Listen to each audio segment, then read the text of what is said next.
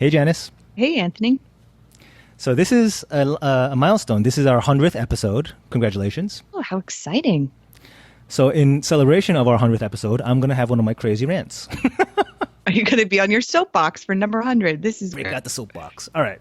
Okay. Parents, this is a thought experiment. It's not so much a rant as it is a thought experiment rant. That's a good way to put it. Yes. Is it better to save to pay for your kids' college or to use that same money to seed their IRAs? Okay? Let's say you save up $100,000 for your kid. Do you use that to pay 4 years college tuition, or do you use that 100K to fund their IRA over, I think that's over 18 years? Okay? That's the hypothesis or question Okay. or thought experiment. First, before we jump in, do you have any gut feelings on that before we move, Janice? Well, if you would have asked me last year before you and I started talking and doing these podcasts, I probably would have leaned a little more towards college. But I am starting to think differently after hearing the pros and cons over the last few podcasts. I'm brainwashing you. You are a kid. I'm not even thinking straight anymore.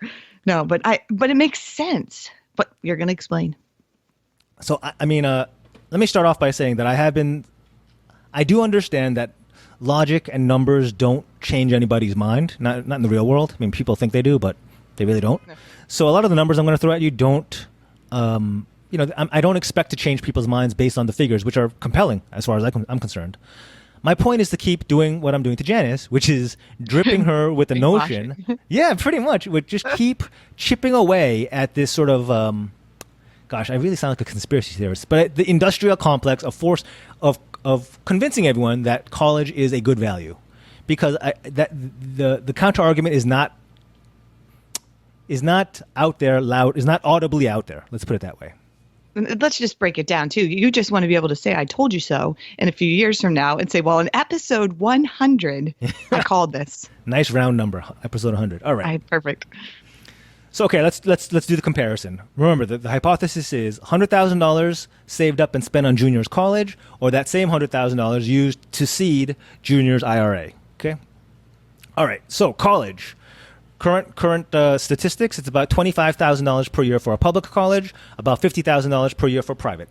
I think those numbers are highly, highly suppressed. I think there's actually way more than that, but whatever. We'll use those numbers for now. Fair? Easy numbers, yes, but I agree. I think it's much higher. Yeah. Okay. So the studies from places like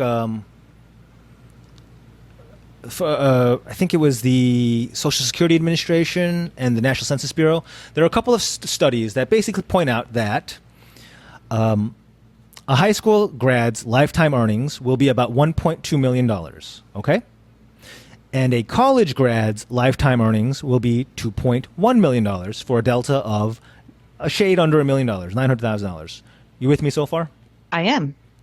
And I'm not going into grad school, law school, med school, anything like that. We're just comparing high school grad to college grad. Is that a reasonable groundwork to work with?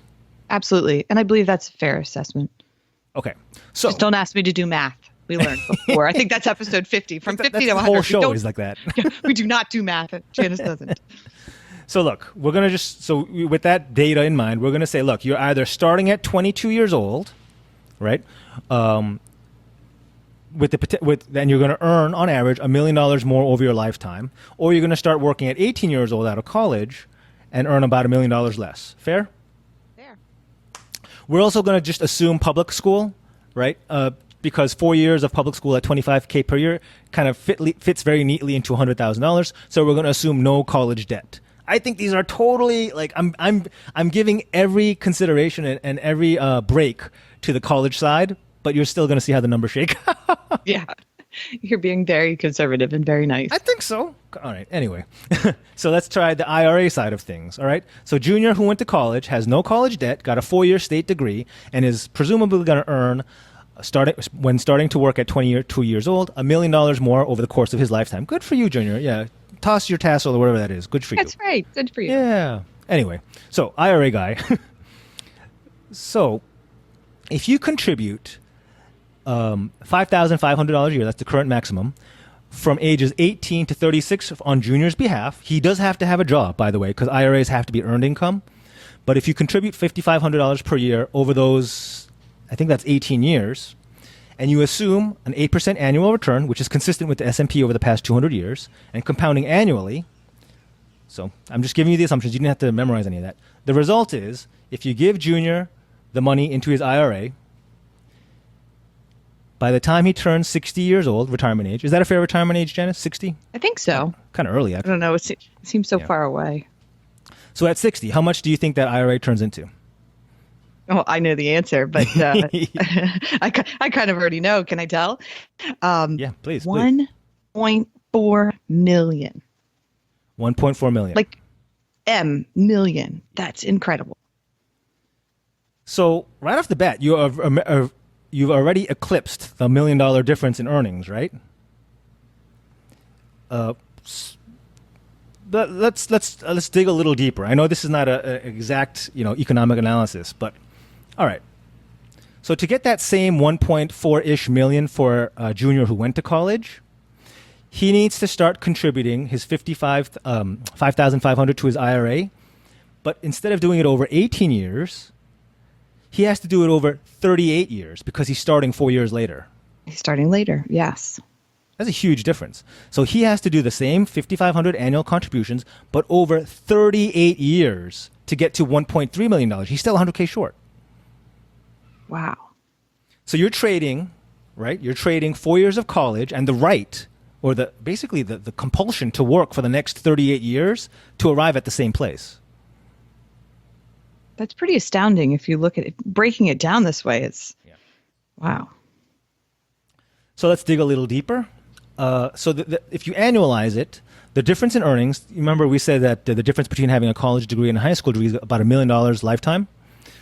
Breaking it down, it's about $19,000 per year. I mean, these are all averages. Obviously, there's a lot of variance. Oh, yeah.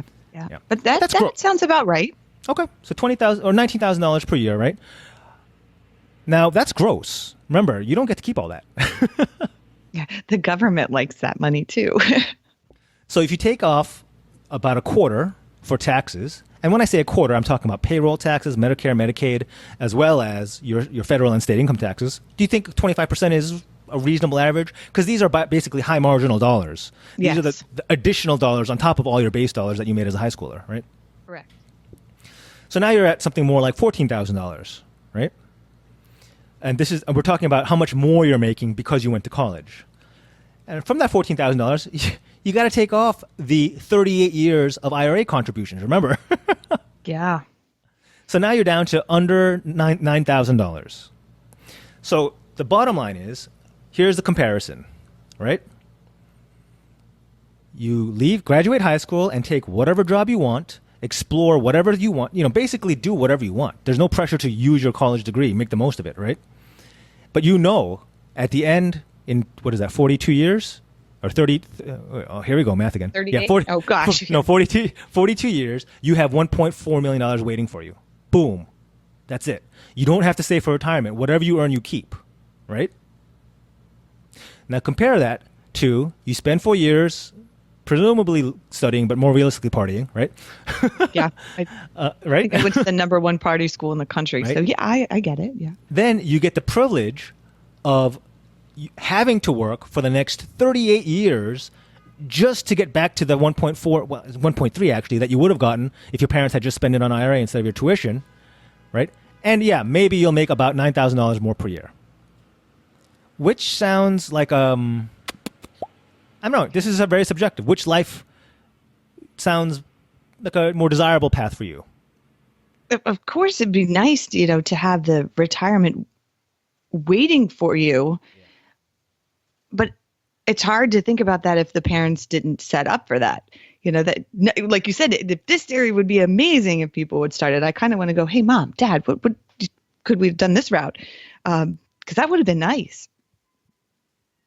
I mean, for me, it's a lot about what are you giving your child, right? Are you giving them a degree that they have to sort of live up to or, justify in a way? Or are you giving them a nest egg where they can do whatever they want for the next 40 years? Sky's the limit, or or as low as they want to go, whatever. And you know what? College education is phenomenal, but it might not be what they want to do. They might want to do something that doesn't require a college education. That will make them happier, and they still make money. And so it depends on how you look at it. Is it like such a culturally, is it culturally unacceptable to not go to college? Like, or would it be okay if you didn't and just did something you enjoyed, but then you have that nest egg waiting for you at the end? You know, it's really weighing it out of what works best for you and the family. So let's just wrap up with the final question.